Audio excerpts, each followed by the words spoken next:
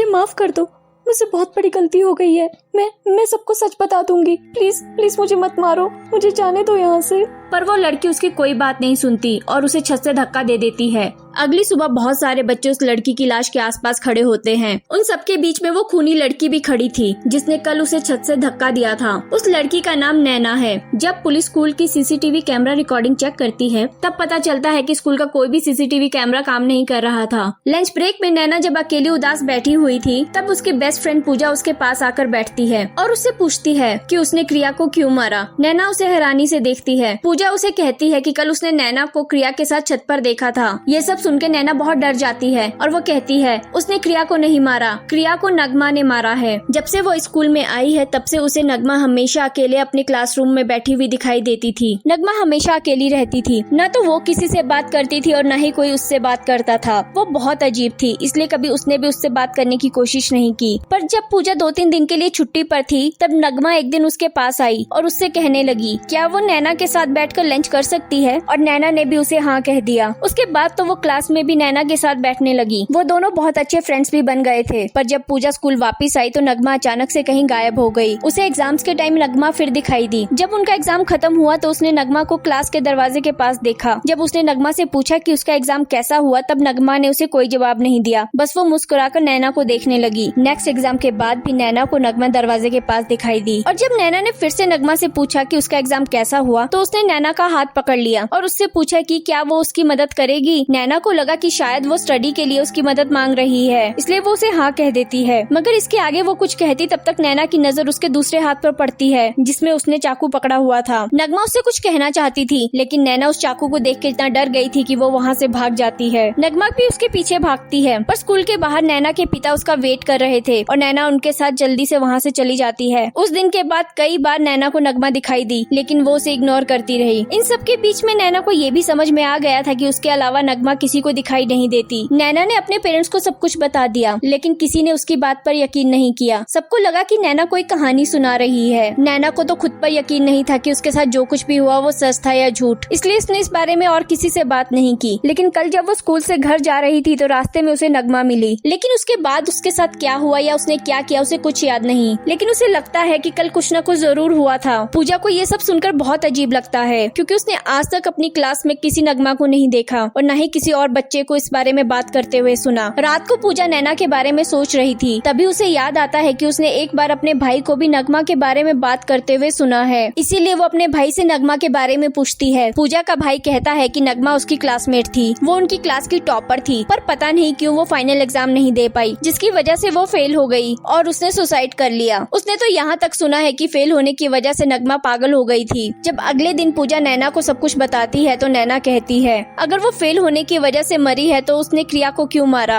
और इन सब में उसकी क्या गलती थी, नगमा ने उसे क्यों खूनी बना दिया। तभी उनके सामने नगमा आ जाती है जो सिर्फ नैना को ही दिखाई दे रही थी। वो नैना को बताती है कि उसने सुसाइड नहीं किया था बल्कि क्रिया और उसके फ्रेंड्स ने उसे मारा था। क्रिया और उसके फ्रेंड्स स्कूल में सभी को तंग करते थे, सब बच्चों को बुली करते थे। उन्होंने कई बार नगमा को भी परेशान किया, इसलिए उसने उनकी कंप्लेंट प्रिंसिपल से कर दी, लेकिन प्रिंसिपल ने भी उन्हें सिर्फ वार्निंग देकर छोड़ दिया। उस दिन के बाद वो सब नगमा के पीछे पड़ गए। वो सब उसे बार बार परेशान करने लग गए। उन सब ने उसे फिजिकली और मेंटली टॉर्चर करना शुरू कर दिया। उसने प्रिंसिपल से उन सब की शिकायत की लेकिन प्रिंसिपल ने उनके खिलाफ कोई एक्शन नहीं लिया। नगमा अपना साल खराब नहीं करना चाहती थी, इसलिए उसने डिसाइड किया कि फाइनल एग्जाम के बाद वो ये स्कूल छोड़कर चली जाएगी। लेकिन उन सब ने उसे फाइनल एग्जाम भी नहीं देने दिए। उन्होंने एग्जाम वाले दिन नगमा को रूम में लॉक कर दिया। नगमा ने उनसे बहुत रिक्वेस्ट की कि वो उसे एग्जाम देने दे, लेकिन उन्होंने एक बार भी उसकी बात नहीं सुनी और एग्जाम ना देने की वजह से नगमा फेल हो गई।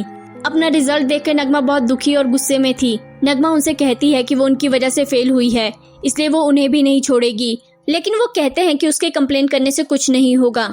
प्रिंसिपल उनके अगेंस्ट कभी कोई एक्शन नहीं लेगी क्योंकि वो स्कूल के ऑनर की बेटी है। अगर प्रिंसिपल ने उसके अगेंस्ट कोई एक्शन लिया तो उसके पापा स्कूल को बंद करवा देंगे। नगमा उनसे कहती है कि वो प्रिंसिपल से नहीं बल्कि पुलिस से उनकी शिकायत करेगी। वो उन्हें सब कुछ बता देगी कैसे तुम लोगों ने उसे फिजिकली और मेंटली टॉर्चर किया है। पुलिस का नाम सुनते ही वो सब डर जाते हैं और नगमा को रोकने के लिए वो उसे छत से धक्का दे देते हैं। प्रिंसिपल और उन सब ने मिलकर उसकी मौत को सुसाइड बना दिया और सीसीटीवी कैमरा की सारी रिकॉर्डिंग भी डिलीट कर दी। नगमा की मौत से उन्हें कोई फर्क नहीं पड़ा। वो पहले की तरह ही बाकी बच्चों को बुली करते रहे। 3 सालों से उसकी आत्मा इसी स्कूल में भटक रही है। वो रोज उन लोगों को देखती है और वो चाहकर भी उनसे अपना बदला नहीं ले पा रही थी, क्योंकि वो उन्हें छू भी नहीं पा रही थी। लेकिन जब नैना स्कूल में आई तो उसे पता लगा कि नैना उसे देख सकती है, इसलिए वो नैना की बॉडी पर कब्जा कर उन सबको मारना चाहती है। नैना उसकी कहानी सुनकर कहती है कि उसके साथ जो कुछ भी हुआ बहुत बुरा हुआ, लेकिन वो उसकी कोई मदद नहीं कर सकती क्योंकि वो फिर से किसी का खून नहीं करना चाहती। पर नगमा कहती है कि नैना पहले ही उसकी मदद करने के लिए हाँ कह चुकी है, इसलिए अब वो जब चाहे नैना के शरीर पर कब्जा कर सकती है और ऐसा करने से नैना भी उसे नहीं रोक सकती। नैना पूजा को सारी बात बताती है। उन लोगों को कुछ समझ नहीं आ रहा था कि अब वो क्या करें। वो किसी को कुछ भी नहीं बता सकते थे, वरना सबको पता चल जाता कि नैना ने क्रिया को मारा है। और नगमा भी नैना की कोई बात नहीं मान रही थी। इस कहानी के दूसरे भाग में हम देखेंगे कि नैना नगमा को रोकने के लिए क्या क्या करती है और नगमा अपना बदला पूरा कर पाती है या नहीं। इस कहानी के दूसरे पार्ट को देखने के लिए प्लीज सब्सक्राइब दिस चैनल।